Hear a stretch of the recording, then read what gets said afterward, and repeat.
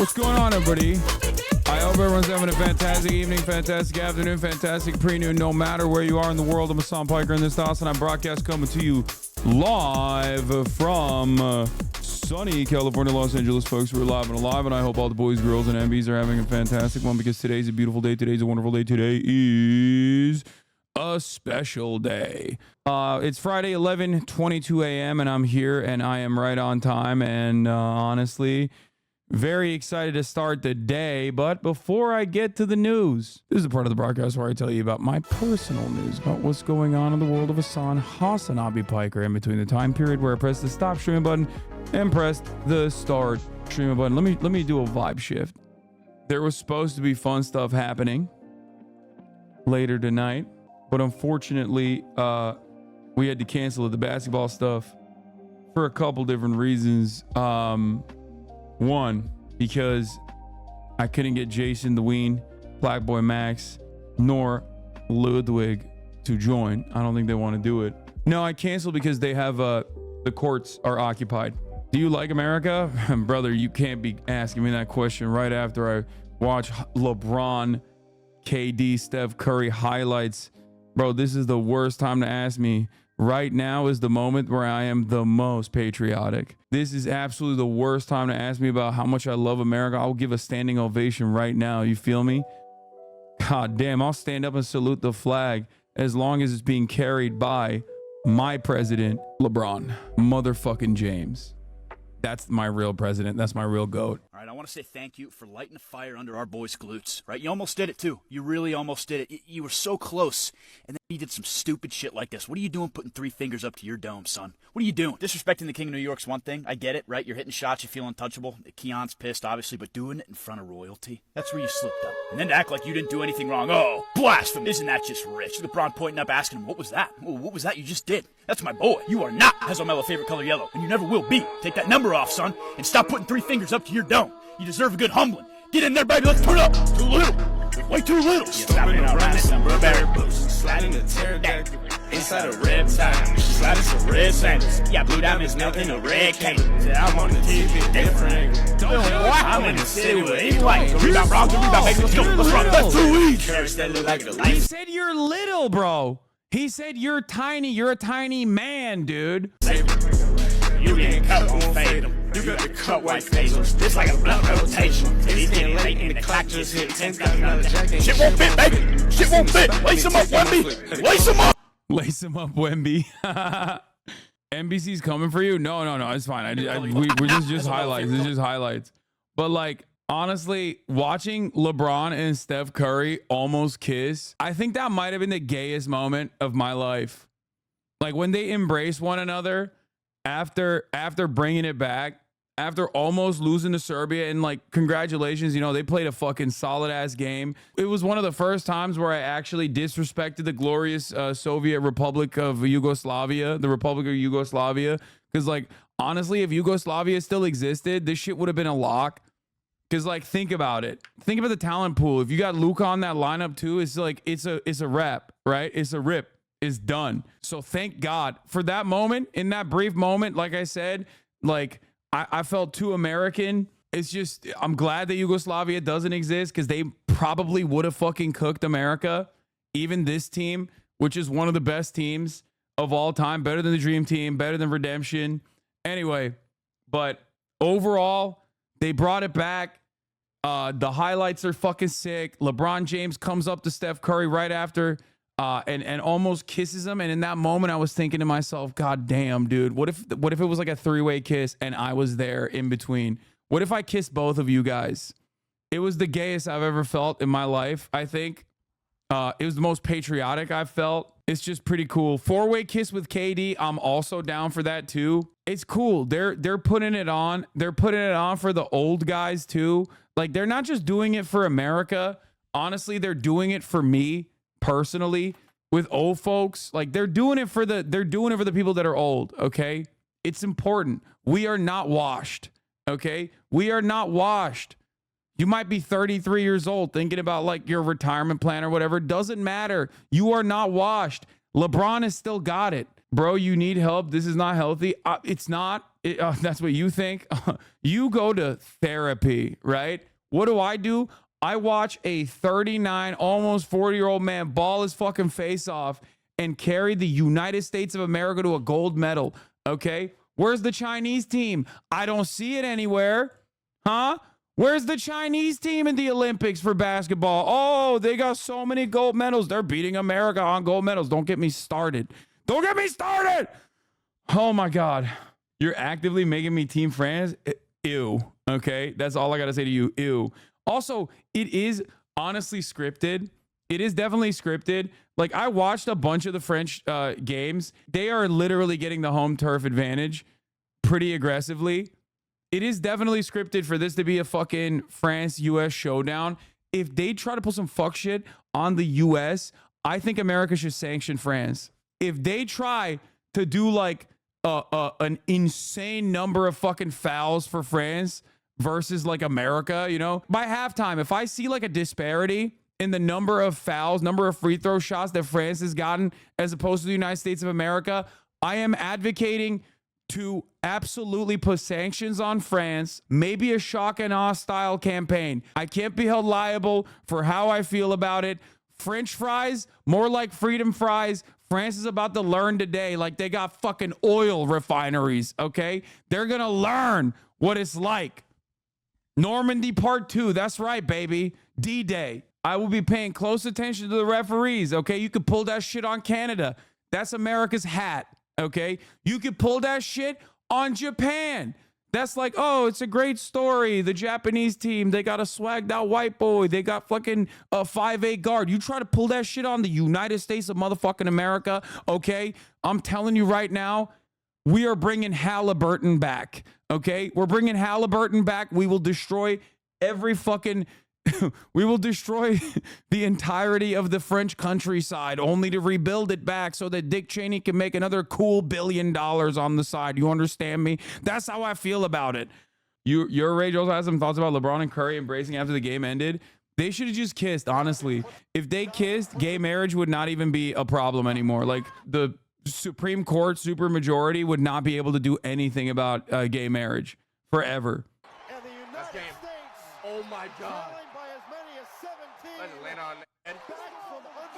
Look at that, bro. Come on. Look at that. Like, look at that, dude. Just imagine LeBron holds you like that. Just imagine. I'm imagining it. I'm imagining it, and it's making me cry a little bit. Like, I'm tearing up a little bit thinking about that. Like, LeBron embraces me after a game. Like, I'm gonna kiss him. Like, he holds me like that, I'm gonna kiss him. I'm gonna put a little peck like that.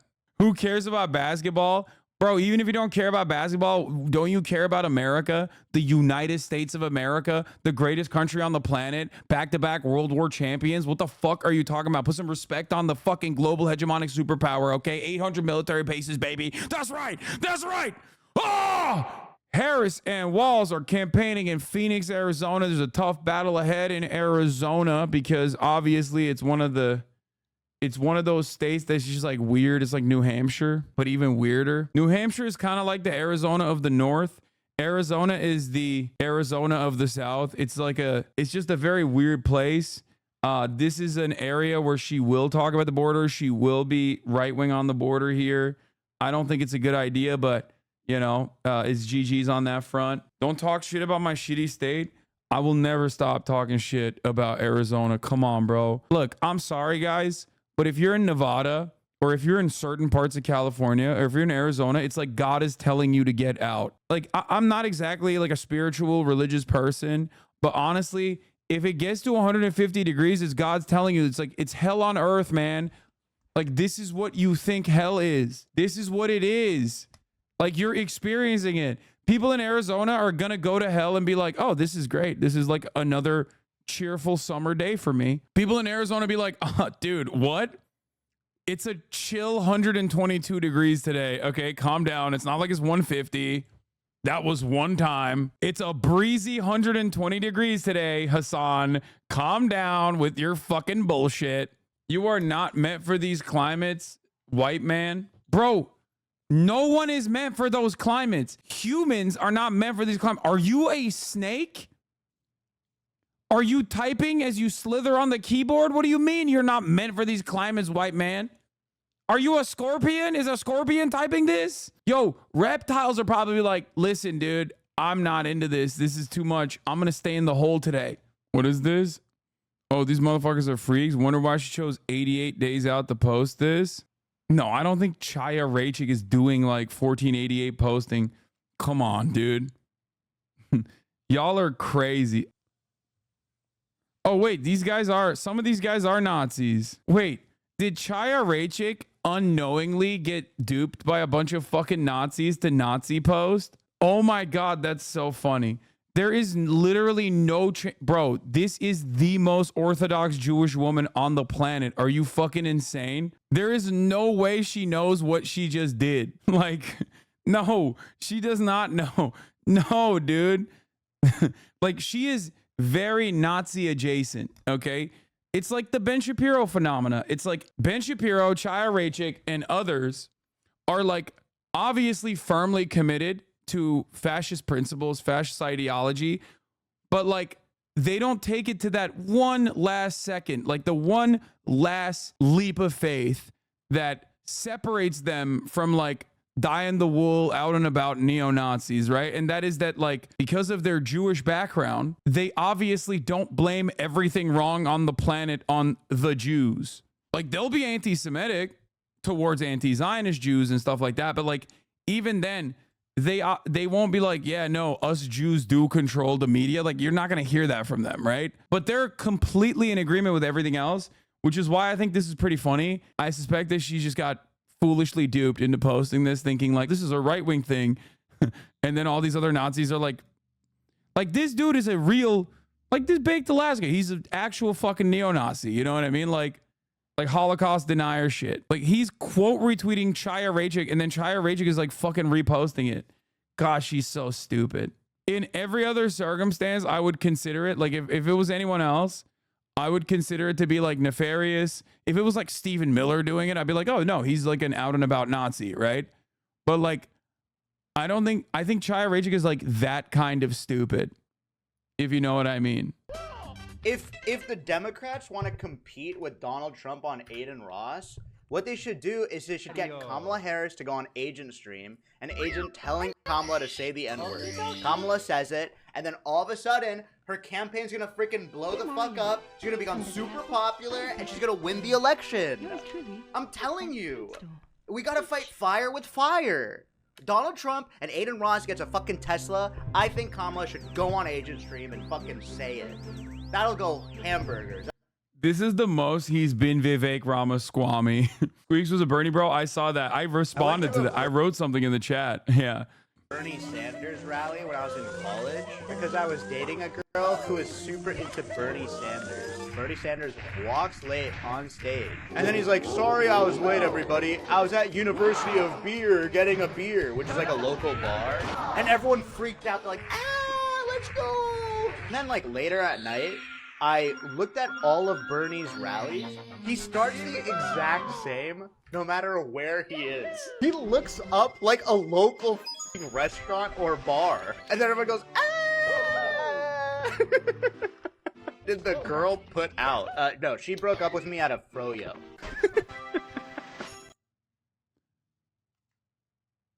Yeah, deserved. You deserve to be broken up with at a fucking froyo, bitch. Talking shit about Burn Dog like that. Yeah, I'll say it. What if he goes to all the bars? Huh? What if he actually goes to all the bars and has a beer at the bar? You couldn't even comprehend that, though. You didn't even think about that. You were like, oh, he's probably faking it. What if he's late all the time because he's slamming back fucking brews at the local brewery? That's right. Joe Rogan walked back his endorsement? No shot. Ain't no way. So did Tim Pool. I think they realized that, like, they are unironically gonna get shitted on by like their entire right-wing fan base that they've cultivated over the course of many, many years of being centrist figures, liberal centrist figures, because RFK's literally eating away at the Trump base. So they're just now turning around and being like, oh, I was wrong. That's just what they do. That's politics. They do it on the left. They do it on the right. They gaslight you. They manipulate you. They promote narratives.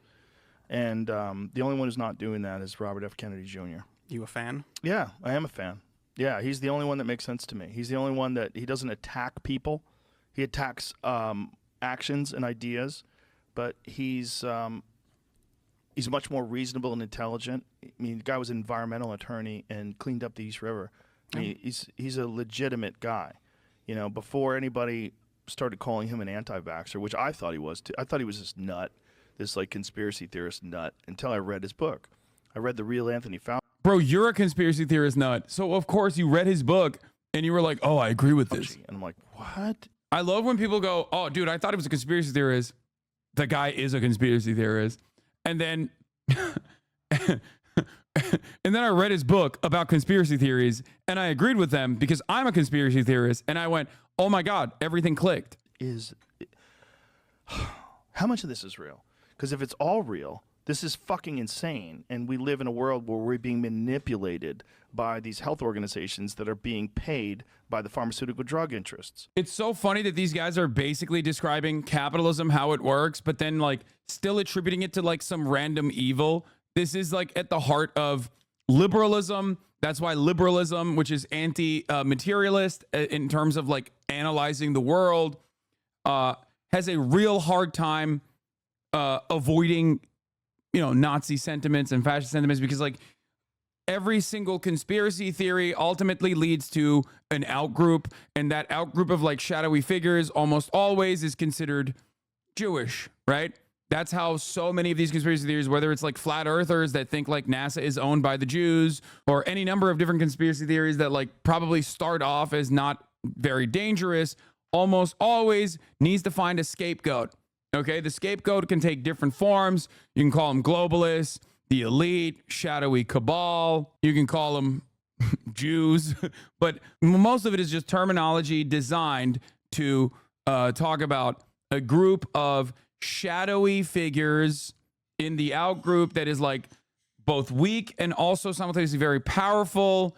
And historically speaking, it's always Jewish people. Joe Rogan doesn't understand the problem. He's literally talking about like how the systems are so broken fundamentally, but doesn't understand what the reasoning is. So inevitably, you just go back to this, they are doing this attitude. Who is they? Well, Joe Rogan himself might not think it's Jews. I don't think he is. I don't think he believes that. But plenty of people do attribute the they to Jews. But it's not the anti-Semitism in this circumstance that I'm like, that I'm complaining about. It's the lack of interest in like examining the underlying reasons as to why this structural problem exists. And the structural problem exists because of capitalism, because people have lied for years and years about the profit motive and how that is the only reason why people do shit. Companies are pumping these products out into the population and telling us that we need them, and then making insane amounts of money. And then also the government is in on it, and also they share a patent with Moderna, and also they share profits, and there's $700 million, I mean, however much money was made, whatever the number is that these guys made off of these products. Like, this is, all of it is fucking crazy. There's the revolving door between the CDC and the FDA and then these pharmaceutical drug companies. So the people that make the regulations then go on to have these cushy jobs with the pharmaceutical drug corporations. Like, oh, nothing to see here. It's like, it's open. It's right out in the open. Right. And when he talks about all that stuff in his book, you're just like, what the fuck, man? If this wasn't true, he would be sued. No, American freedom of speech, unfortunately, in a circumstance like this, fortunately it exists, but unfortunately in circumstances like this one, make it virtually impossible to fucking genuinely be litigious against someone who writes unhinged shit in a book. That's it. So it seems to be true. Yeah. And it's a scary thing because people don't want to talk about it because they don't want to be attacked. You know, they don't want to be called an anti-vaxxer. That's a big one. Right. Anyway, so he endorsed Robert F. Kennedy Jr.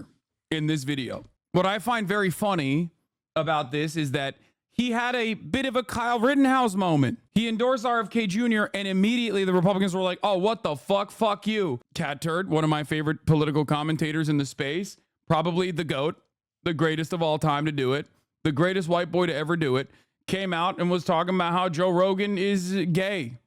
Like literally, immediately. It's like that. They have one defense. Cat Third, the left crying about Joe Rogan 24/7 is making him 1,000 times more popular.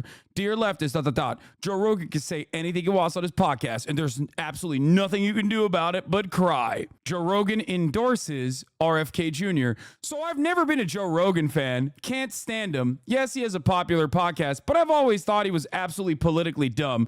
He's great at figuring things out 2 years after we do. What a legend. So did it surprise me when he endorsed idiot RFK Jr. today? LOL. No. We are talking about the same fucking idiot who endorsed Bernie Sanders, right? He's the podcast equivalent of a dumb blonde joke. Who has the gayest low IQ dumb male blonde joke political infant podcast in the world? Joe Rogan. Answer A. Answer B. Also Joe Rogan. So that's the beauty of it all. These guys are a cult. They are an insane cult. Joe Rogan was forced to basically make a fucking statement because they built this audience. It's filled to the brim with dumbass hogs, and they just kind of are audience captured in that regard. They now are too invested in maintaining this grift, or rather like they believe some of the statements that they're making, but maybe not all of it. But because their audience is so massively right-wing, because they've pandered so much to the fucking hogs that they can't even say, like, I kind of like RFK Jr. without everybody calling them gay and trans women. Trump joins his supporters in attacking Joe Rogan for saying he's an RFK Jr. fan. It will be interesting to see how loudly Joe Rogan gets booed at the next time he enters the UFC ring, MAGA 2024. They're eating his ass. So he now turned around and posted a tweet. He said, for the record, this isn't an endorsement. This is me saying that I like RFK Jr. as a person, and I really appreciate the way he discusses things with civility and intelligence. I think we could use more of that in this world. I also think Trump raising his fist and saying fight after getting shot is one of the most American fucking things of all time. I'm not the guy to get political information from. If you want that from a comic, go to Comic Dave Smith. He actually knows what he's talking about. I like Omar Badar posting this like Joe Rogan's going to listen to John Oliver about the vaccine shit.